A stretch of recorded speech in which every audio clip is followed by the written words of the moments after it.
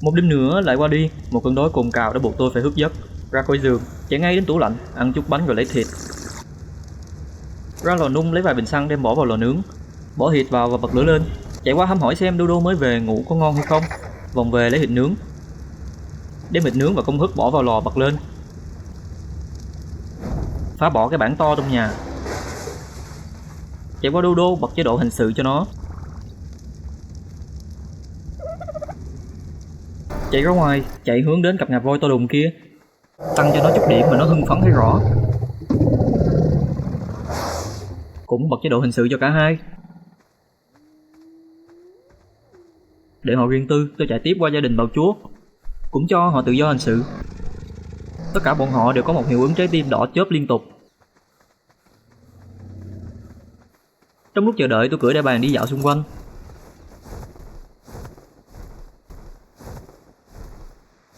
Bay dọc bờ biển thì khá là yên bình nên quay trở về, đến thăm gia đình nhà voi trước. Voi là một loài động vật sinh con nên chị voi nhà đã chuyển sang chế độ mang thai. Qua gia đình bào chúa thì hai nàng thơ cũng đã cho 2 quả trứng nằm ngay ngắn trên mặt đất. Tôi nhặt chúng lên, sau đó tôi cũng tắt chế độ hình sự cho con bào chúa đực, tắt luôn bên nhà voi, rồi chạy vào trong nhà. Ghé vào gia đình Dodo thì cũng có được 2 quả trứng. Nhặt lên chạy sang vị trí cái điều hòa duy nhất ở trong nhà, đặt hết tất cả số trứng ra ngay ngắn.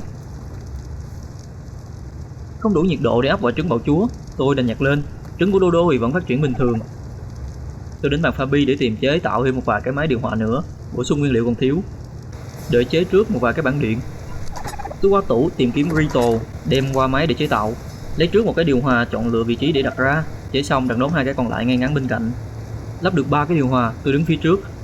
Đem đặt 2 quả trứng bào chúa to tướng ra thì cũng đã chịu phát triển bình thường. Đã ổn, tôi chạy ra ngoài, không biết làm gì. Leo lên cưỡi bờ te bay ra đi tìm kiếm đại bàng. Lên đại bàng bay dạo đi xung quanh. Tôi cũng cấp đại một con Parasaur lên để bay về. Về đến nhà cũng đáp xuống.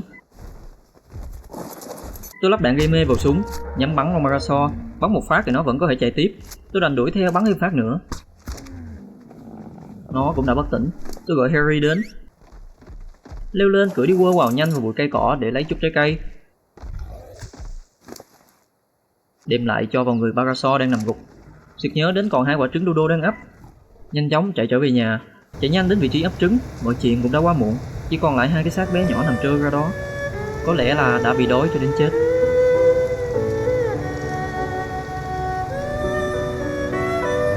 Tôi cũng dọn dẹp đi cho bớt đau lòng. Kiểm tra trứng của bào chúa, rồi ghé qua an ủi gia đình Dodo. Tiếp đến chạy sang thăm tình hình của mẹ bào voi cổ đại. Cũng đã hơn nửa thời gian, còn khoảng một lúc nữa nên tôi đành bay đi dạo chơi. Thấy một con trông như vịt nhưng cổ dài hơn. Cố thử gấp nó lên nhưng gấp đến lần thứ 3 vẫn không được. Tôi đành bỏ cuộc. Chưa chán tôi trở về nhà, đáp xuống trước cửa, chạy vào thăm trứng bào chúa. Cũng không còn lâu nữa trứng sẽ nở. Tôi tìm đồ để chế tạo cái yên cho Parasaur vừa bắt lúc nãy. Chế cái yên đem ra cho Parasaur để lắp cho nó và cưỡi về. Nó cũng có thể thu hoạch được kha khá trái cây đó chứ. Kiểm tra sơ về kỹ năng của nó. Kỹ năng đầu tiên của nó chỉ là cạp giống với đại đa số. Kỹ năng thứ hai là nghe ngóng, có lẽ giống với một cái radar. Và kỹ năng cuối cùng của nó là rống to văng nước giải tè le. Thử rống lại thì hình như bị than cổ họng tạm thời rồi.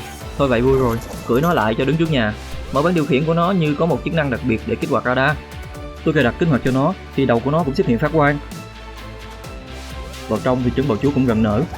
Ra thăm voi cổ đại thì có lẽ sẽ xanh xao khi trứng bào chúa nở. Đến đứng đợi thì radar của Parasaur cũng hoạt động. Nó phát hiện 2 sinh vật lạ mới nở từ quả trứng.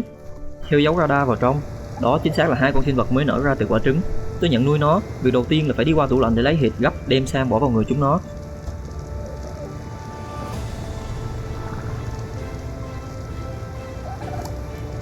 Cho chúng nó ăn. 2 con này lại giống mẹ y chang như đúc. Chúng nó tự động đi theo tôi. Được một cặp một đực và một cái. Tôi bảo chúng nó ở yên đó rồi lên đại bàng ra ngoài chỗ voi cổ đại. Nó chính xác là một con voi con. Nhưng mà tôi cứ tưởng đâu nó là bọ hung không đấy chứ. Nhặt cái cục to tướng kia lên thì mới lộ ra được nguyên hình dáng của nó, khá là nhỏ bé. Nó đi theo tôi mà đứng từ xa chỉ nghe tiếng sột soạt chứ không thể nhìn thấy nó. Nó bé tí, thật sự bé tí luôn. Sợ nó đói, tôi leo lên Harry mổ đại cái bụi cỏ gần đấy để lấy trái cây cho nó.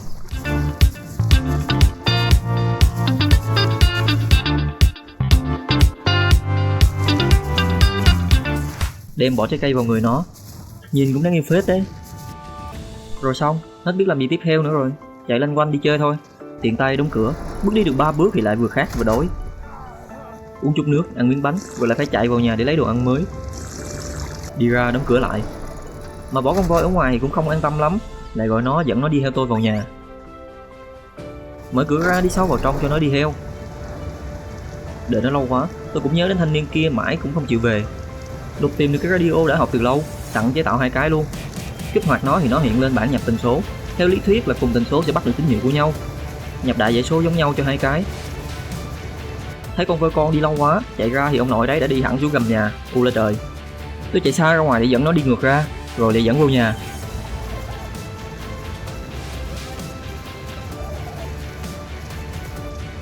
Vào được nhà cũng an tâm một chút, tôi bỏ chúng nó ở đó, cũng không biết làm gì mà. Tôi chạy men theo đường mòn đi xuống thuyền.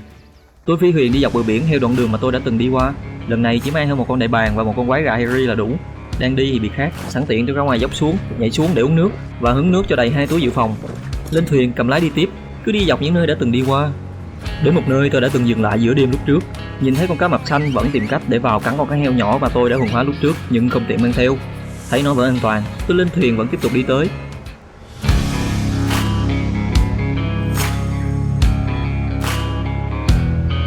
Phía trước là cái đầm lầy to mà tôi đã đến cưỡi stego thu hoạch gỗ lúc trước để tránh phiền phức. Tôi chỉ đi ngang xa ở ngoài đầm lầy, vẫn đi thẳng đi vào chơi. Lần này có lẽ tôi sẽ quyết đi dạo hết một vòng quanh hòn đảo to này.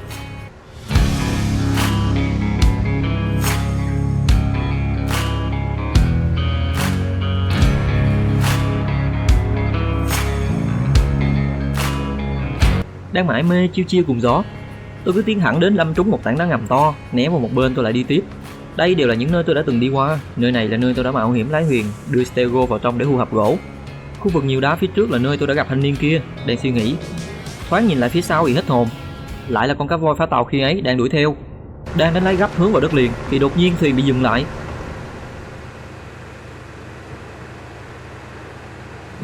Đang không hiểu chuyện gì thì bị tông một phát rung lắc toàn bộ thuyền.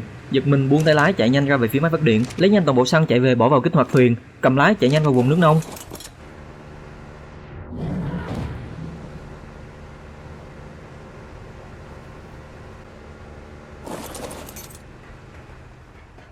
An toàn thì nhảy xuống xem, nước chỗ này quá cạn. Tôi nảy ra một ý định điên cuồng, tôi lái thuyền ra cạnh vực biển sâu, cầm nỏ bắn nó để thu hút sự chú ý. Rồi lại chạy về cưỡi Harry xuống với ý định là solo tay đôi với nó thì nó đã đi đâu mất. Phi thuyền tới trước để dụ nó thì thấy nó cứ cắm đầu ở đằng xa, cầm nỏ bắn nó thì nó cũng rống lên giận dữ. Và chậm rãi quay đầu tiến về hướng thuyền.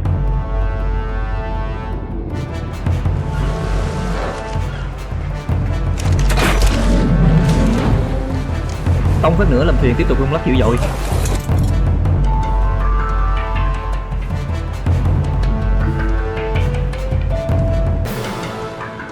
Thôi không có cách nào để tiếp cận nó, đành cưỡi Harry từ dưới nước lên lại thuyền. Hình như nó cũng chẳng còn muốn chơi với tôi nữa, thôi thì đi tiếp vậy. Lái thuyền đi được một đoạn, nhìn lại thấy nó đi theo tôi ở một khoảng rồi cũng lặng mắt tâm. Tôi vẫn tiếp tục cuộc hành trình đi vòng quanh bờ biển của tôi. Phía trước mặt là nơi tôi đã đến thế giới này và sống sót, đánh lái vào để thăm lại quê hương. Xuất hiện trước mắt tôi là một cái gì đấy lạ lắm. Chạy ra trước cầm ống nhòm soi thì thấy một căn chòi nhỏ đang lênh đênh trên bờ biển. Thấy một thanh niên nào đó cũng đang loanh quanh ở đấy.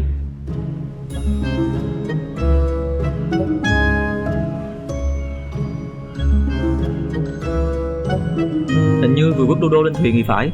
Anh ta leo lên thuyền di chuyển rồi. Tôi cũng tìm chỗ để nấp mới được. Cắn chút thịt nướng để chống đói.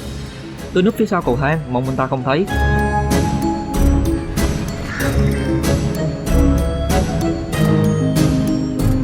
Thấy Huyền dừng lại gần tôi, nhưng lại không có động tĩnh gì cả. Bò sang một bên để lấy tầm nhìn. Thấy anh ta chạy lại chỗ cầm lái.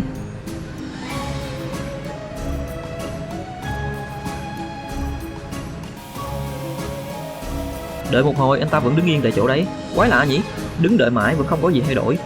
Tôi cứ nắm một bên để rình. Nhìn lại thì cũng có chút buồn cười. Một người trên thuyền sắt mặc cả bộ giáp sắt lại đang nằm trốn một người trong căn nhà tranh trên chiếc thuyền gỗ và bày đô đô.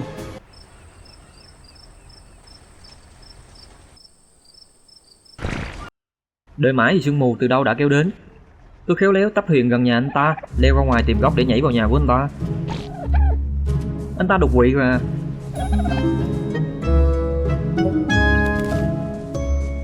Không, anh ta còn sống, chỉ là đang ngủ hiếp đi thôi. Quan sát một chút thì trời cũng lạ thường quá. Sợ có giông bão làm hỏng thuyền anh ta, tôi tiến lên thuyền xây góc rồi nhẹ nhàng lui lại để ôm trọn thuyền của anh ta vào trong nhằm bảo vệ được tốt nhất. Cái tình huống cũng thiệt là kỳ cục, không biết phải làm gì. Tôi leo lên cao để ngó nghiêng xung quanh.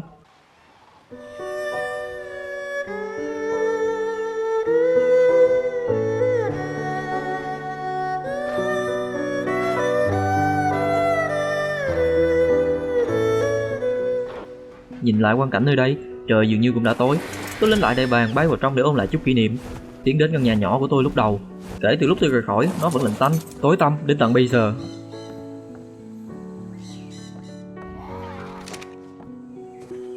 Ngoài đây là cái chuồng đầu tiên tôi dành cho bầy raptor.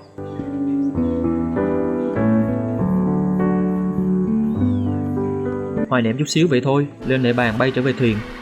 Tôi bị u mê chú thuyền của tôi dù ai có nói gì về nó, vẫn còn buồn chán lắm. Tôi vào thuyền của thanh niên đang ngủ say kia, sợ làm anh ta thức giấc. Tôi nhẹ nhàng túm lấy chân hắn, lôi kéo hắn nhanh tiến về phía trước.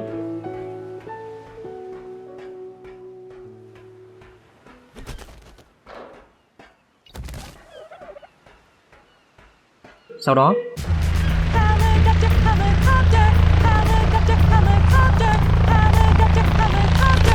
ôi trượt tay, xin lỗi nha. Ở chỗ này nguy hiểm quá, dễ gây chấn thương. Tôi kéo anh ta đi đến chỗ an toàn hơn.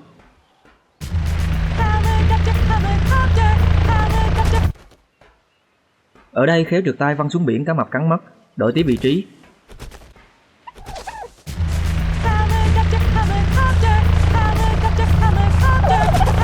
Ây da, xin lỗi. Trời tối thui, lấy đèn ra soi nhìn kỹ mặt lại một lần nữa. Thôi trời cũng tối rồi, mãi vẫn không chịu tỉnh.